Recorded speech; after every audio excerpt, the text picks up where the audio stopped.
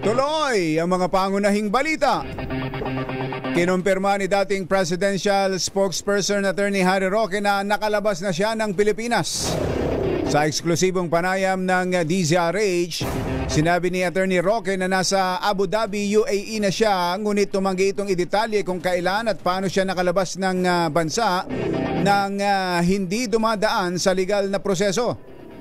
Yes, wala po ako ngayon sa Pilipinas. Ako po'y nagtungo ng Abu Dhabi, UAE noong Biyernes para manumpa doon sa aking counter affidavit. Matagal na ba kayong nakaalis ng bansa? Ay, tsaka na natin pag-usapan yan kapag ako'y nakabalik na ng Pilipinas. Ayun. Ang laki nga pala ng pinayat. Nung sumunod na ipinakitang picture kong batsero, ayan siya yung ngayon. Tapos yung sumunod na ipinakitang picture ng RH, ayan Oo, malaki binagsak ng kanyang timbang. Samantala, ito na ang Bureau of Immigration, si Miss Dana Sandoval. Miss Dana, magandang morning! Good morning, magandang morning po sa inyo.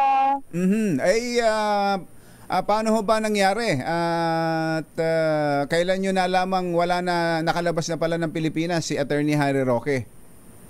Well, nung in-announce po ito ng Department of Justice na nag-submit po si Attorney Harry Roque ng affidavit na ninotaryuhan sa embahada natin sa Abu Dhabi, doon po natin nalaman itong recent update na ito. Agad pong tinignan ng ating pamunuan doon sa record kung meron po siyang recent travel. And up until now po, no recorded recent attempts to leave the country via formal channels.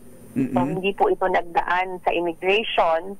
So, kung siya po ay nasa labas na talaga ng bansa, like what he is alleging or he is saying, maaari pong lumabas po ito via illegal means at maaari na tinulungan ng mga unscrupulous individuals. Oo. Meron palang pagka pala lumabas ka ng umalis ka ng walang paalam sa Pilipinas, illegal, Miss Dana? Doon po sa ating pag-aaral, kahapon po nagkaroon ng pagpupulong yung legal team ni Commissioner Viado.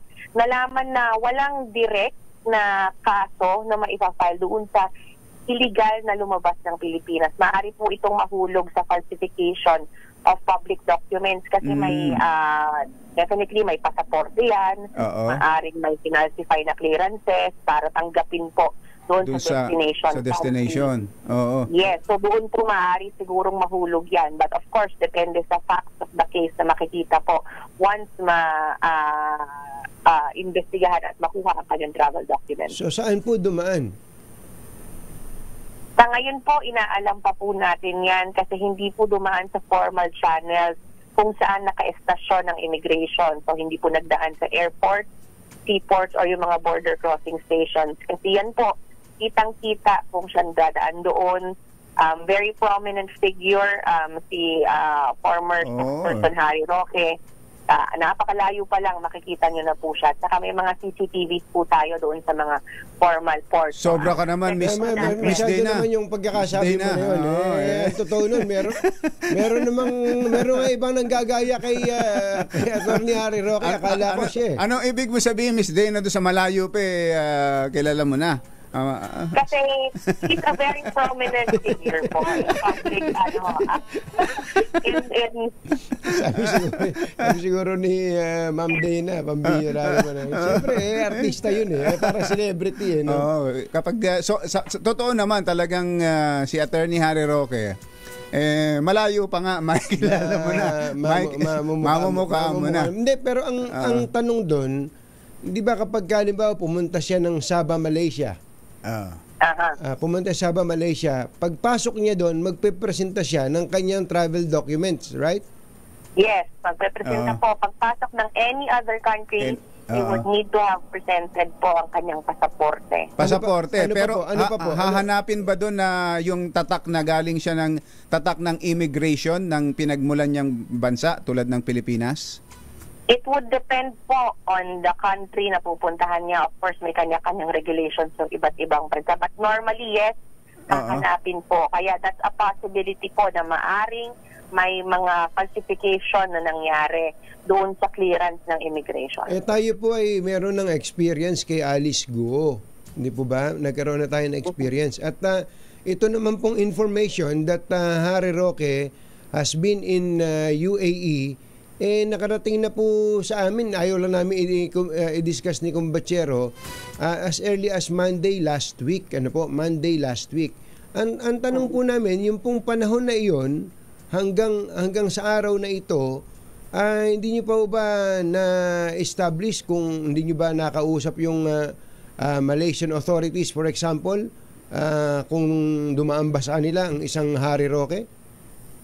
Well, wala pa po tayong information about that na clear or kumbaga solid evidence that he is out of the country. Doon po sa record kasi natin, no recent attempts to leave the country. But ngayon, meron tayong nakikita na solid information na siya po ay lumabas ng bansa because of that pag-file niya ng affidavit. Yung po bang able to use as parang jumping point doon sa investigation. Yung po bang ruta ni Alice Go, yun din ang nakikita nyong posibleng ruta nitong si Attorney Harry Roque? Too early to tell po sa ngayon. Hindi pa natin masasagot yan. But there is definitely an investigation going at makikipag-coordinate tayo. Unang-una yung parang first step natin is yung Philippine Embassy po sa Abu Dhabi. Maaring may kopya sila nung lahat ng mga travel documents na ipinakita po ni former Fox Roque. Nung makalabas si Alice Guo, immigration, kayo mismo, Miss Dana, ang pinitpit ng gusto ng mga investigador, mga senador at mga kongresista. Dito malamang ganun din, siyempre ang kaagad na iisipin may tumulong, maaring taga-immigration o maaring hindi taga-immigration. Hindi kaya pareho din ng yung ginawa ni Alice Guo, yung sistema ng kanyang strategy sa paglabas, ganun din ang ginamit ni Attorney Harry Roque? Jerry Katunying, in a perfect world, siguro pwede nating sabihin na immigration would cover the entire archipelago ng Pilipinas. Pero tinatanggap po natin na meron talaga mga limitations. Not just in the Philippines, siguro kagaya din sa ibang bansa. May mga areas na hindi covered ng immigration, na ito yung ine-exploit ng mga nag-a-attempt na tumawid ng borders, kagaya ng mga illegal cross-borders sa ibang bansa like the US, ganyan. But doon po, sa ibang bansa, doon sa pag-aaral po ng technical team natin, merong specific laws covering those who are crossing the borders illegally, yung mga nationals nila na tumatawid po at umaalis ng ibang bansa. Sa atin po, walang specific law covering it. At yun yung nakita natin na parang baka kailangang pag-aralan din para ma-improve po natin yung punitive action for those who are doing this. At yun yung tinatanong ko na kung yung strategy yung na ginawa ni Alice Guo ay parang ganun din ang ginawa ni Attorney Harry Roque. That's a possibility po among numerous possibilities na maaari po nilang ginawa. Yung pong backdoor, lagi nababanggit ang Zamboanga yun po ba'y na-umpisahan nyo ng investigahan? It's part of it po. Actually, nakamonitor na po tayo dyan tightly. Nitong mga nakaraang buwan pa po, minomonitor natin yung mga travels ng mga pumapasok at lumalabas dyan doon sa mga areas ng immigration. So far, no recorded po na pag-attempt niya palabas doon. At saka, maliit din po ang community doon. Even the communities there would be able to say if may dumaan doon or wala. And wala pong lead doon na doon siya dumaan. But siguro in the next few weeks po, mas malalaman pa po natin yun. Malaking bagay yung information na makukuha natin from Abu Dhabi doon po sa investigation. Unless merong collusion, meron pong tumulong din sa kanya para po makatalilis na hindi nyo nakikita, ano? Yun po ang tingin natin kasi like in the case of Alice Guo, hindi naman po sila pwedeng basta na lang pumunta sa kung saan at sumakay ng eroplano or sumakay ng bangka or whatever. It's a concerted effort made by groups of people that know the terrain. kaya nila alam yung mga ganitong pamamaraan. So last na lang po. So ang tingin nyo siya ba umexit ng Pilipinas by plane o by boat? Too early to tell po, Katunying. Masyado pa pong maaga para sagutin yan. Malaki ang pinayat ni Attorney Harry Roque, Miss Dana. Baka mukhang matindi rin yung prosesong pinagdaanan niya para makalabas. Kung hindi po dadaan sa mga formal channels, doon po sa illegal na pamamaraan dadaan, siguro medyo madugo talaga yung magiging proseso niyan. Kasi it would take so much effort to pull off something like this. Sabi mo may mga depende sa mga bansa na hinahanapan ng clearance o ng documents galing sa Pilipinas. Halimbawa, yung passport, hinahanapan ng tatak ng immigration. Ang Abu Dhabi ba ganon? Hinahanap ba nila yon? Na ikaw ay umexit ng legal o dumaan sa immigration ng Pilipinas? I'm not privy po to the rules of Abu Dhabi, but they are requiring, of course, their passport. I think they also have advanced passenger system, so they wouldn't be needing the actual stamp. But it's for verification pa po.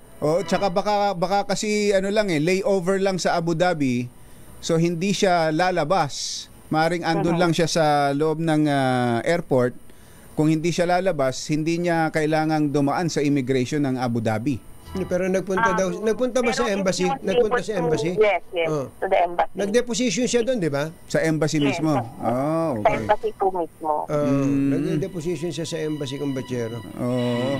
So, confirmed na nakalabas. Pero sa ngayon, wala kayong info, Miss Dana, kung sabi niya kasi wala na siya sa Abu Dhabi. Inaalam pa po natin yan. Magiging first step po natin yung Abu Dhabi para ma-retrace po yung steps niya. Okay. Maraming Miss Dana, salamat thank po, you. Miss Dana Sandoval. Thank you. Thank you.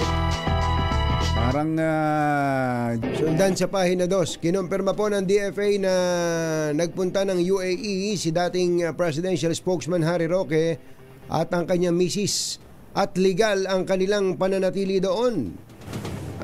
Ayon kay DFA spokesperson Maria Teresita Daza, umarap sa Philippine Embassy sa Abu Dhabi noong November 29 si Roque at ang asawa nitong si Myla. Nag-avail din niya ito ng consular services na hindi na kailangan ng appointment at nagpresenta ng valid passport.